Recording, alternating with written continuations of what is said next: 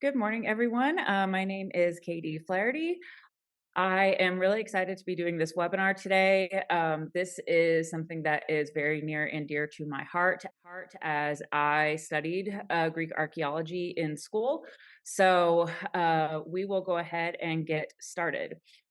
So, what we're going to be working through today is, first of all, where to start. I have a host of resources for you all. In the actual presentation, I'm just going to be going through a few of them, kind of like the top three that I would recommend for each category that I have come up with. But I do have a plethora of resources at the end for you all to look through if that is what your heart desires. And then I have a sample curriculum for junior high and a sample curriculum for high school as well. The high school curriculum is what I actually use now, so long as time permits. Sometimes time does not permit for me to do everything that I would like to do, but that is what it is. So we will go ahead and get started. First things first, I do have some books to recommend, as well as some podcasts. So, the categories that I have come up for us to talk about today are history, mythology, and archaeology. For history, I have divided these into the categories of Rome and Greece. I would recommend delving into the worlds of both, to be honest with you all. Rome is probably going to be the most pertinent in your Latin classroom, of course, but Greece is definitely not irrelevant, and you're probably going to have a lot of students who are interested in that as well. My number one recommendation that I will make to you today is the very first one that I am starting off with, and that is the book SPQR by Mary Beard. It is written for any audience to read. Actually, any book by Mary Beard, I would recommend. She is an incredible author and scholar. She makes things so just relatable and easy to understand and interesting to read and comprehend. So SPQR by Mary Beard is my number one recommendation. It is a very concise and gripping Roman history book. If you are wanting something that is not as um made for like the main reading audience, if you want something that's a little bit more like academic and scholarly, then I would go for the realm of maybe A Brief History of the Romans or Ancient Roman New History. Those are definitely more academic books that I used to teach courses with at Florida State University. um, they're both good, but SPQR by Mary Beard is my number one recommendation that I will make to you today. I think everybody should read that book, no matter who you are. It's very good. For Greece, my number one recommendation would be Ancient Greek Civilization by David Sansone. It is an academic book, but it reads very smoothly. The Cambridge Ancient History also has a very good section on ancient Greece as well. It's pretty concise, it's in depth at the same time. Ancient Greek history is not the easiest to comprehend, to be honest with you all, but the Cambridge history does a good job. If you want something that's a little bit shorter, and A Brief History of the Ancient Greeks is good too. So these would be my top three Rome and Greece recommendations. But if you find yourself wanting more, or you look into these and they aren't really it for you, or you want something that's maybe a little bit more specific in the realm of Greek or Roman history, I have got further recommendations for you all at the end of the presentation. For mythology, my number one is the classic Mythology by Edith Hamilton. It used to be a part of our sixth grade literature curriculum here at Thales. Not anymore, but that's okay. Mythology by Edith Hamilton covers quite a lot, and it's good. I think that it's a good, basic text for anybody to read. In addition to that, I did go outside of my number three here, but I couldn't leave the Aeneid out, even though I am a Homer gal at heart. Couldn't leave Virgil by the wayside if we're going to be fair between Greece and Rome. You need to read the big top three. You need to read Homer's Iliad, Odyssey, and Virgil's Aeneid. In addition to just kind of covering the basics with something like Mythology by Edith Hamilton. Mythology is something that covers quite a lot of material within the realm of myth, but if you're going to teach Latin, you should go for the big three and actually read through the Iliad, the Odyssey, and the Aeneid. Um, the Aeneid specifically is going to be something that is incredibly helpful in understanding where the foundations of Rome eventually come from, and propaganda, and the beginnings of imperial history as well. So I would recommend actually delving into the world of the basics in religion and myth through Homer and Virgil too. In terms of archaeology, my top two recommendations are definitely going to be Roman Art by Ramage and Ramage and Greek Art and Archaeology by Pedley. Those two books will cover your basic need to knows for everything architecture, sculpture, vases, um, buildings, temples, houses, you name it, anything that you would like to know, any sort of monument you can think of, you will find in those books.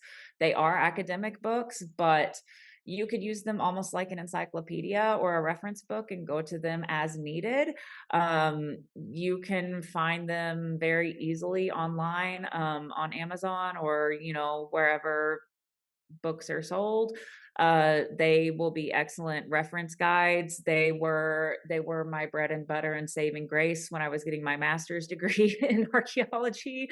And they were the guides for the comprehensive exams that I had to take to get my degree. So those two are going to be excellent, excellent, excellent guides into the world of archaeology and material culture for you. If you are wanting something that is more, I don't know, a guide to the cities or the actual areas of the Roman world or the Greek world, then something like the Oxford Archaeological Guides are going to be for you. If you are like planning a trip to Rome or to a Roman area or to a Greek city, highly recommend the Oxford Archaeological Guides for that. Or if you're already familiar with a lot of the monuments and you want to get to know, I don't know, maybe a city like Delphi a little bit better, Oxford Archaeological Guides are going to be excellent resource for that. If you're interested in something more specific, like say you have an interest in architecture, Roman Architecture by Sear is going to be solely focused on architecture rather than taking up space with things like vases or sculpture. You can go by the way of actually finding a book on the thing that you're more interested in. Same with Greek architecture. I have resources for more specific things like sculpture, vases, architecture, you name it, at the end of the presentation. If reading is not your thing, if you feel like that's kind of a big commitment, especially when you get home at the end of the day, you don't want to sit down with a big academic text that is related to your job. I get that. Very understandable. There are podcasts that exist that you can listen to, on your way to and from work, when you're at the gym, when you're cleaning your house, when you're on your planning, whatever you would like to do. In terms of history, there's definitely the most resources. I have 3 other ones linked as well, whenever we are at the end of our presentation. But the 3 that I think are the best in terms of history podcast are definitely The History of Rome. That one, it starts off really, really good. The episodes are short. They're all like 10 minutes or less. In Our Time is excellent. And it also has history episodes that are completely unrelated to the Greek and Roman world. If you just are interested in history in general, there's a lot of excellent episodes of In Our Time that exist out there. I've listened to many of them. My husband and I love to listen to In Our Time whenever we go on road trips. So In Our Time is highly recommended. And The Fall of Rome is very good too if you are someone who's interested in like later antiquity and you don't quite understand how Rome fell. Fall of Rome is a great resource for that. So these are wonderful, wonderful, wonderful resources. There are not really podcasts out there about Greek history. There's definitely more of a Roman bias, that's for sure. But hey, you gotta do what you gotta do. So highly recommend some of these Roman history podcasts. In terms of mythology, Let's Talk About Myths Baby is a wonderful podcast. It's very entertaining. It's very storytelling. It's definitely geared towards classical myth. So if you have an interest there, I would definitely recommend Let's Talk About Myths Baby. Tales of the Night Sky and Myths and Legends. Not all of those episodes are going to be about classical myth, but there are some classical myth episodes there. So if you just like myth in general, those are some good resources for you too. Myths and Legends is another one that's good with storytelling. For archaeology, I cannot say enough good things about Peopling the Past. Peopling the Past is an excellent podcast that it is mostly related to Mediterranean and classical archaeology, and it is doing really great work at bringing the people who lived in the Roman and Greek worlds to the fore.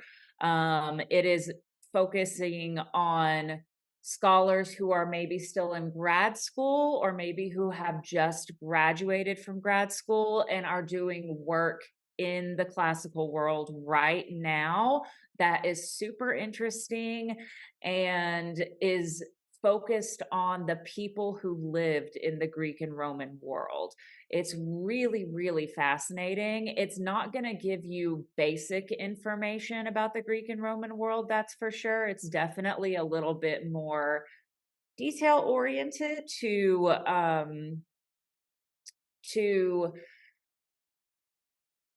you need to have a little bit more background information to be able to get the most out of it, but it is going to be very interesting whenever you listen to it, even if you don't fully understand it.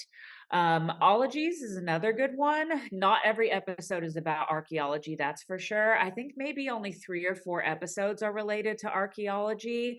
And there's maybe like one about classical archaeology, one about Egyptology, and a couple of other ones that are relevant to the classical world, but those episodes are excellent resources too to learn the basics of archaeology.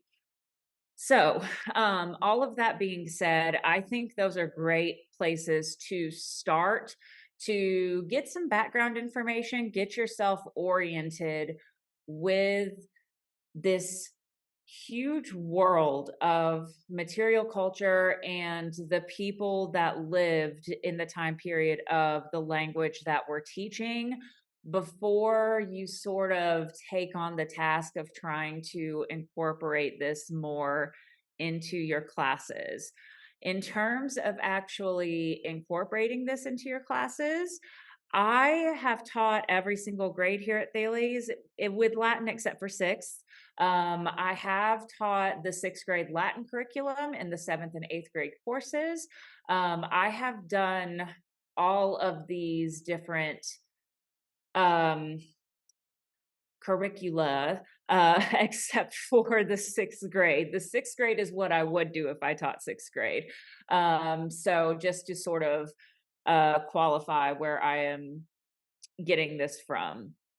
So, 6th grade, I personally think should be all about mythology. They are learning a lot about mythology in their literature classes. They are learning a lot about mythology in their history classes. They're doing Greek and Roman stuff in there. I really think we should be catering to that in terms of a cross curricular structure in our Latin classes too. So, what I have set up as a sample curriculum kind of takes them through learning kind of like Myth 101 and then into a little bit of more detailed stuff and then into a kind of a practical application of the mythology by the end of the year.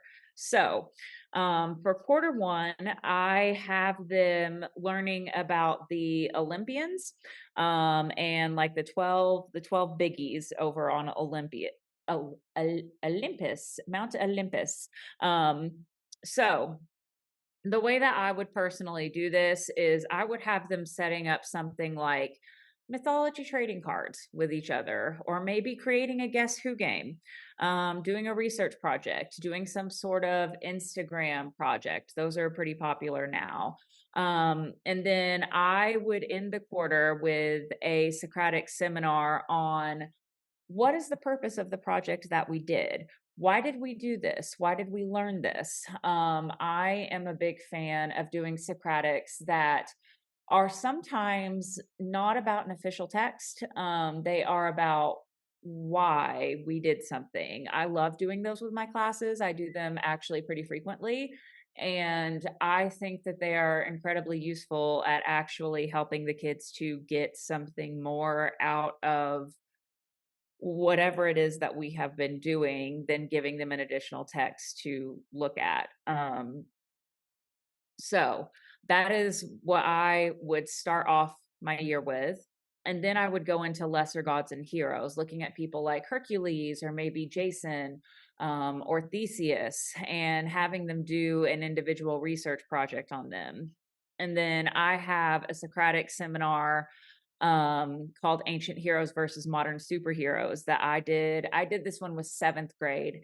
And it just never quite fit into my curriculum very well. I could never really figure out when I taught seventh grade how to how to do it.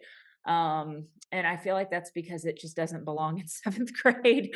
um, i would I would love to actually be able to put this into like a full mythology curriculum. And this is where I would like to put it in if I went back and could teach this in full. So but Ancient Heroes versus Modern Superheroes is all about comparing and contrasting and critically thinking through how these ancient heroes like Achilles and Aeneas and Hector and Hercules compare to the modern, how these ancient heroes compare to the modern superheroes like Superman and Batman that we have today. um Third quarter is a big quarter here at Thales. We do the National Latin exam for the first time, and it contains some mythology on it. Like there's typically 5 or 6 questions related to mythology out of the 40 that are on the exam, so that's pretty significant. I think with sixth grade especially, it's their first time taking the exam. It would be relevant both to prepping them for the exam and to increasing their knowledge to looking at that NLE syllabus and catering whatever sort of project they do that quarter to the NLE syllabus, doing whatever you didn't do the first quarter. Say you did mythology trading cards, then third quarter you do a guess who game, you do a research project, or maybe you create a class volume together of information that you need to know for the National Latin Exams mythology section. Each student takes on a different aspect of that. Maybe you all do that instead third quarter since you did something else first quarter. And then you make your Socratic the purpose of the National Latin exam. Why are we taking this exam? How does this help us in our class? How does this help us become better test takers? What is the purpose of a standardized test? That type of thing. And then by fourth quarter, I think that they would be ready to talk about modern myth adaptation. So you've been doing various types of mythologies with them that's become more and more intricate and detailed over the first 3 quarters.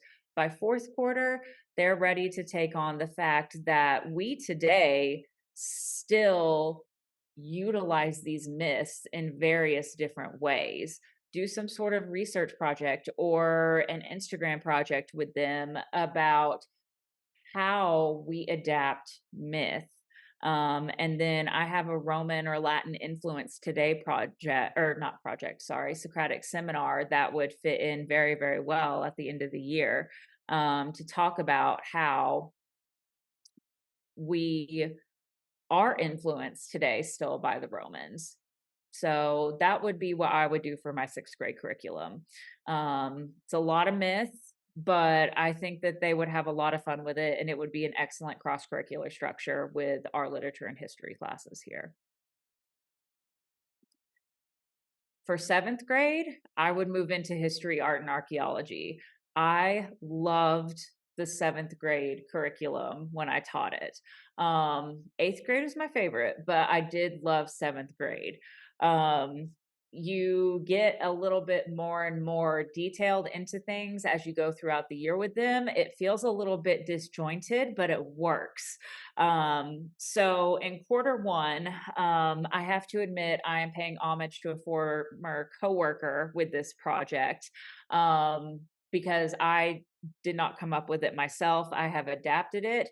But quarter 1, we're sort of coming into the year paying homage to the mythology from last year, but we're starting to get into presentation realm that we are moving into for this year. So quarter 1 is all about Horatius Copley's, and we do a project called Horatius at the Bridge, where they take different sections of the classic poem Horatius at the Bridge.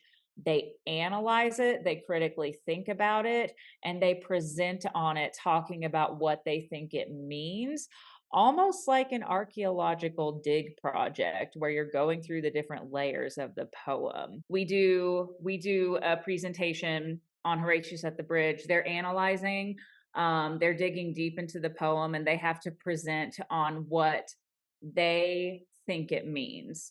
And it's a lot of fun, and I had them do a Socratic on what they thought the purpose of the project and the poem was. So that was always interesting to get them to actually think themselves about why they were doing this. Then we actually move into the history, art, and archaeology by talking about coins and currency in quarter 2. We do a Roman coins project where they actually design their own coin. They were able to put who they like on it to a certain extent. There are some stipulations there. A lot of the kids love to put Shrek on their coins. As you can imagine, that is a very popular one. And they would have to write their own Latin motto on the coins as well. My favorite one that somebody did, she preferred to go by the nickname Lil Rat in class instead of her actual name, and she like drew herself as a rat on the coin and like wrote her own motto. It was fabulous.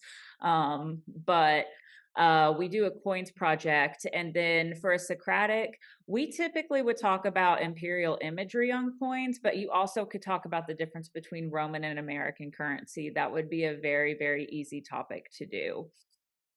And then third quarter, this is my favorite quarter of the 7th grade year that I would do. I would actually have them do a research project on archaeology.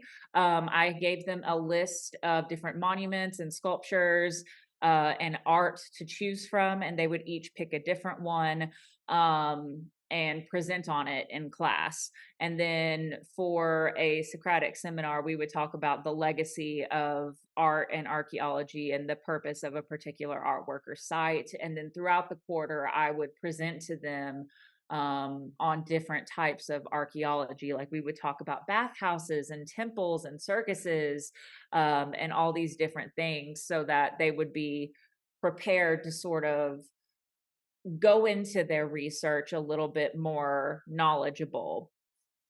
And then to add to the history and sort of the people behind this a little bit better, for quarter 4, we would move out of the material culture realm and we would move into the realm of language. And I would either do a spoken Latin project, or I never did an etymology family tree, but I think it's a good idea. But we either did a spoken Latin project, or we would do mala ad mala. We'd create our own apples to apples game. That was always pretty popular. But the spoken Latin project was what we had to do during COVID. It's still good, but mala ad mala was the more popular one, that's for sure.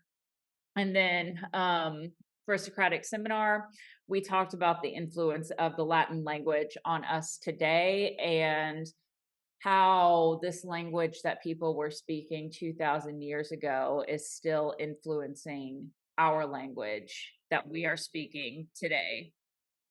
For eighth grade, I am a daily life gal. I love learning about daily life and the way that people were living.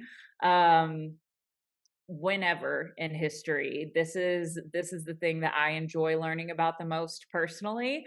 So I really love the eighth grade curriculum that I designed.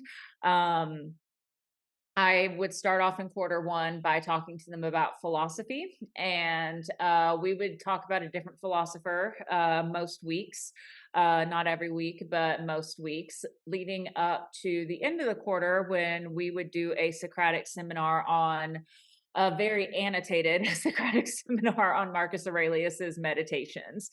Quarter two was my favorite quarter because houses are what I studied in my master's degree.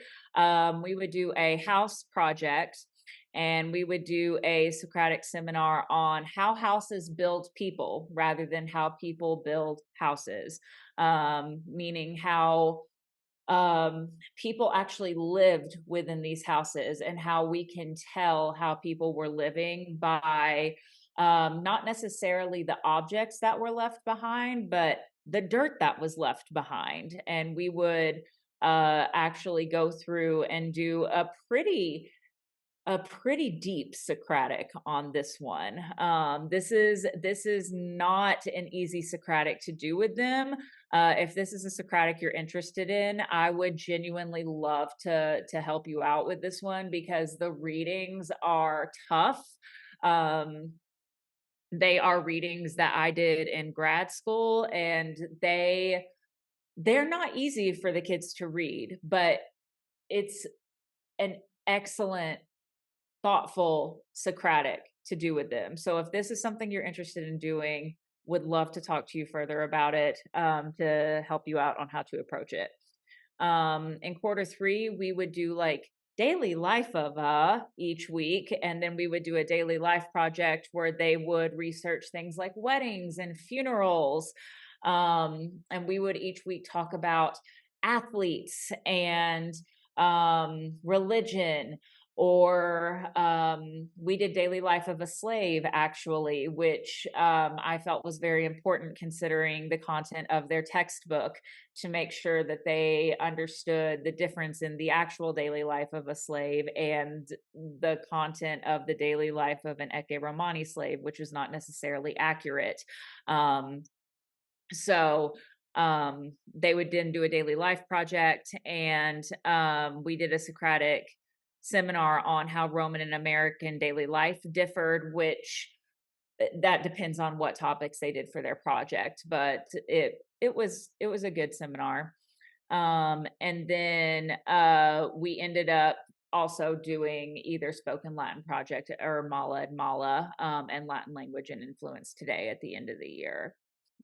So that is my proposed junior high curriculum. It covers a lot of material, but essentially my overall thought is we start them off with mythology because that is kind of the easiest to conceptualize between mythology, history, art, and archaeology.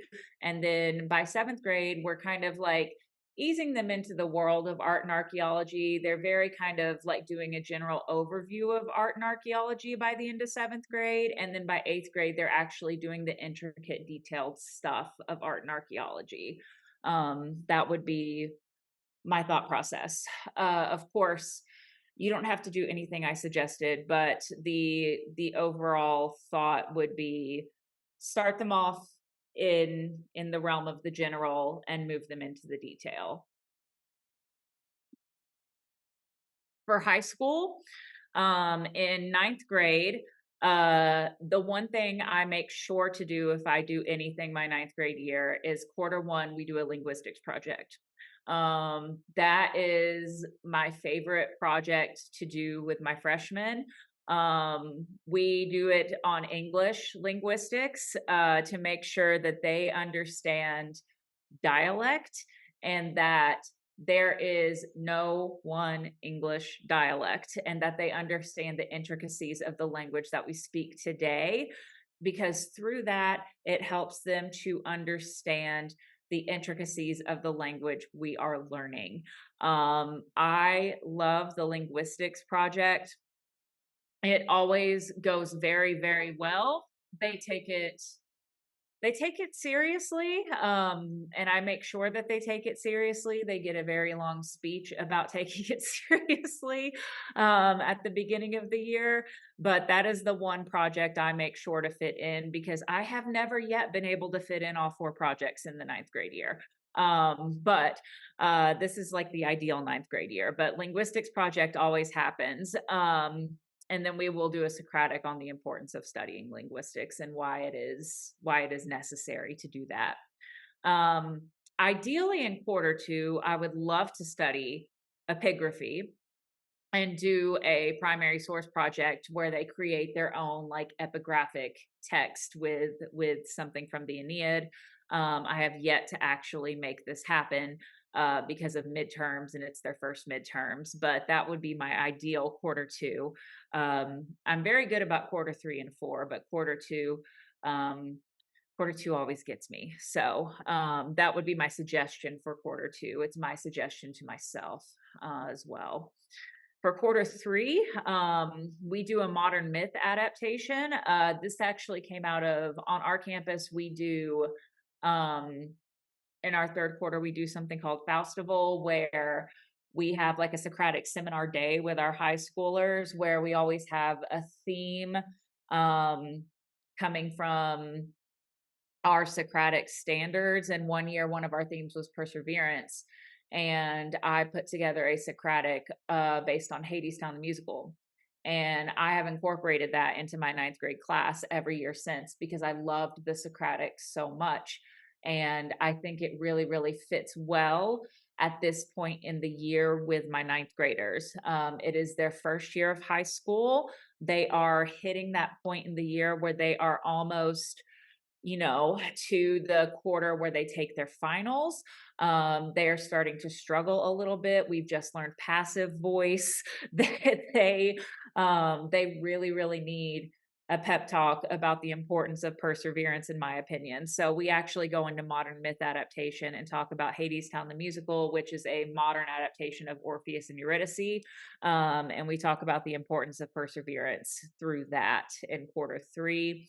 And then in quarter 4, just for a little bit of a break, I actually teach them the Greek alphabet just for fun. Sometimes I teach them a little bit of linear B as well, like teach them how to write their name. And then our Socratic seminar is always, how do we approach final exams? Because that is necessary.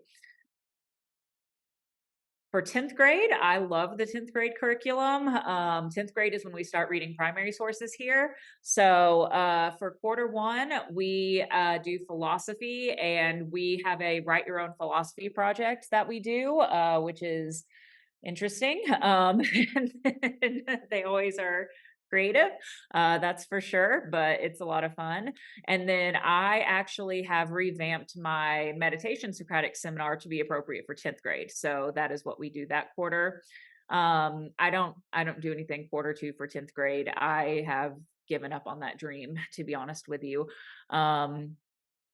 Quarter 3, though, we read Catullus, and I fit a lot into quarter 3 to make up for the lack of material in quarter 2.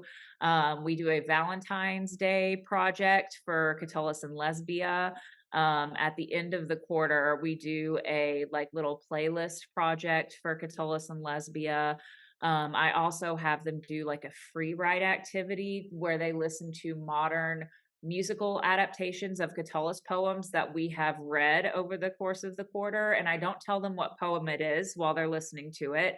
I just play the song and I have them free write to that. And then at the end, I will play the song again while they have the poem in front of them, so they know what it is that time, and have them free write again once they know what the poem is. And then we do a Socratic seminar based on the free writing activity, where we talk about classical reception. And then quarter 4, we do Cicero. We read the Pro-Archea, or part of the Pro-Archea. We could not read the whole thing. And I have them write their own Pro-Archea. That is a pro-Cicerone. They are not allowed to be anti-Cicerone, so they must be pro-Cicerone in their write their own project. And their Socratic seminar, once again, is how to approach final exams, because their final exams are very different this year. 11th grade is my favorite curriculum I have ever taught. I love my 11th grade curriculum. So that is, I could talk about that all day long, but I love my 11th grade curriculum. We get to read my beloved Ovid, my favorite ancient author.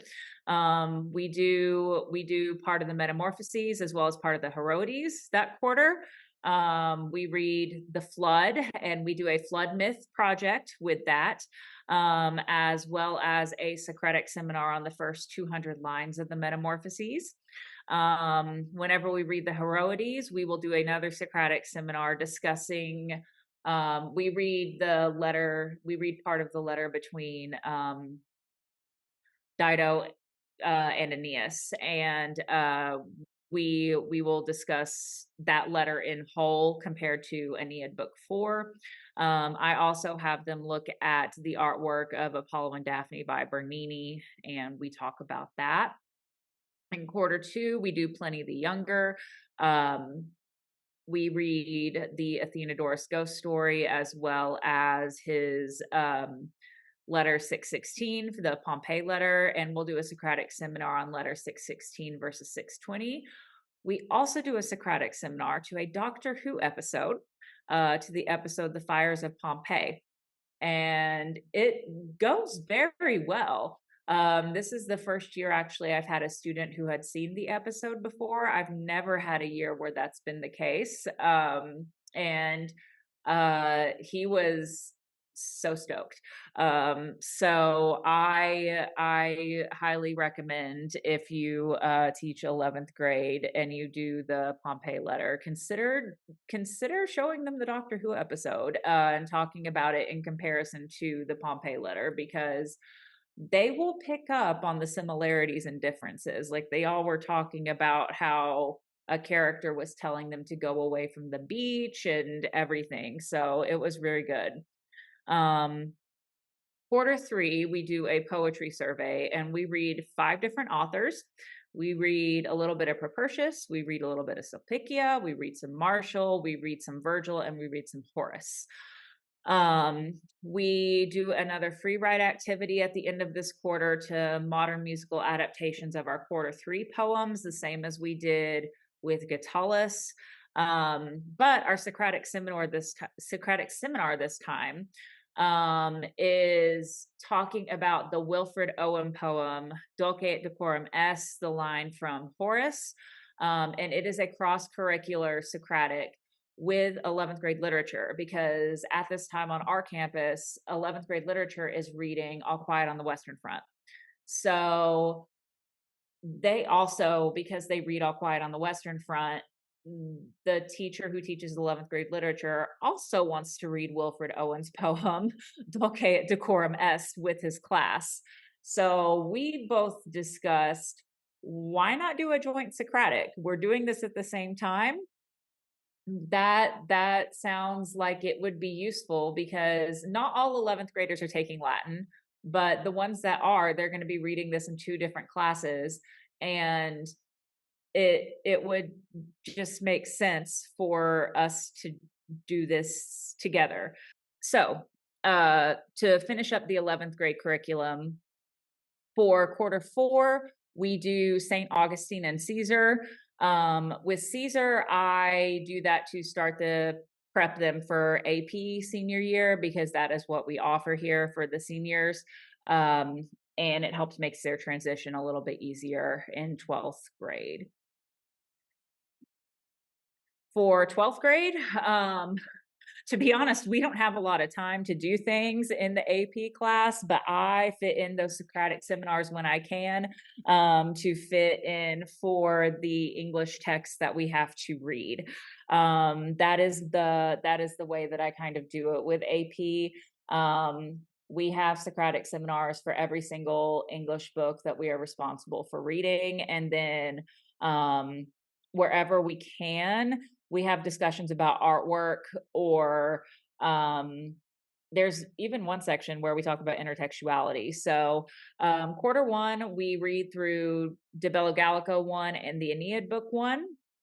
And we do Socratic seminars on both of those books because the students are required to read them in English as well as the sections in Latin.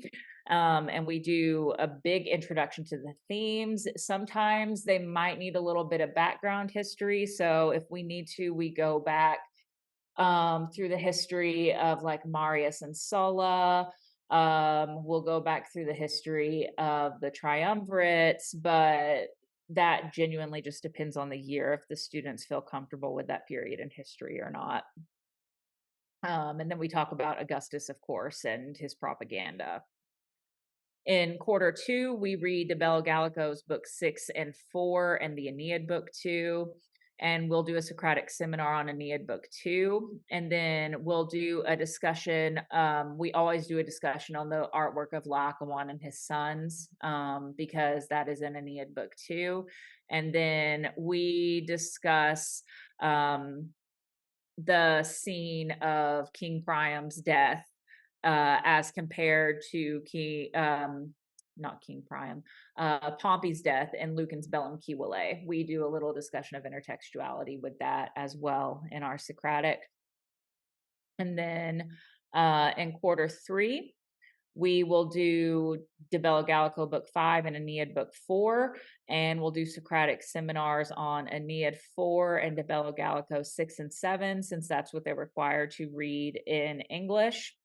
And in quarter 4, we read Aeneid book 6. This is the quarter they take the AP exam, so we are rocking and rolling by this point, and we do Socratic seminars on Aeneid 6, 8, and 12, since that's what they're required to read in English. Essentially, anytime I can show them something that might give them a visual. A lot of times I just very randomly think of it in class, I will show it to them. This year, the one thing I thought of that was new to me that I had never shown them before was the essay doom, or the chariot that the British Gauls use.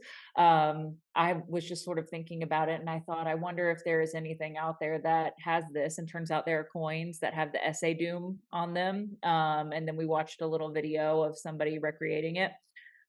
So there's a lot of stuff out there that you can find for this stuff.